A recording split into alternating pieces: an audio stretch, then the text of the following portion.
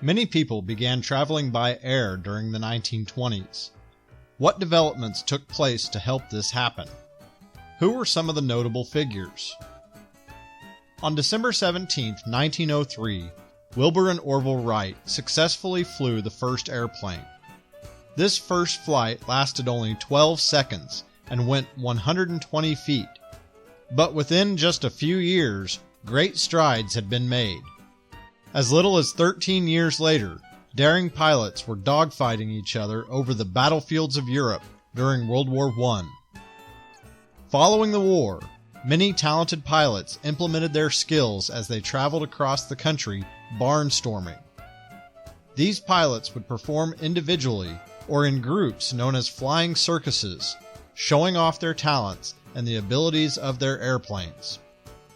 Spectators at county fairs and other gatherings marveled at the mechanical wonders. Enterprising people quickly saw that the airplane could be used for much more. In the early 1920s, mail was regularly being transported by airplanes. As the planes became bigger and capable of hauling heavier loads, larger freight was transported as well. Soon, even people were traveling by plane. The first commercial flight actually occurred in 1914. A passenger paid $400 to take a 23-minute flight from St. Petersburg, Florida to Tampa Bay. However, passenger flights did not become practical for several more years. As airplane manufacturers developed more powerful engines and the technology to fly higher and faster, airplane trips continued to get longer and more economical. In 1927, the nation's first airport terminal was opened. It included a ticket office and a waiting room. By 1929, several more airports had opened waiting rooms for passengers.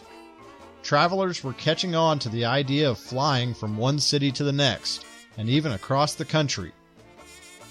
Several adventurous pilots were constantly attempting to break new barriers. Different teams of pilots had been flying across the Atlantic since 1919, but in 1927, Charles Lindbergh did something special. That year, he became the first pilot to fly solo across the Atlantic. He flew from New York to Paris in 33.5 hours. When he arrived in Paris, he was greeted by an enormous crowd who had been anticipating his arrival. In no time at all, airlines realized that they too could cross the Atlantic.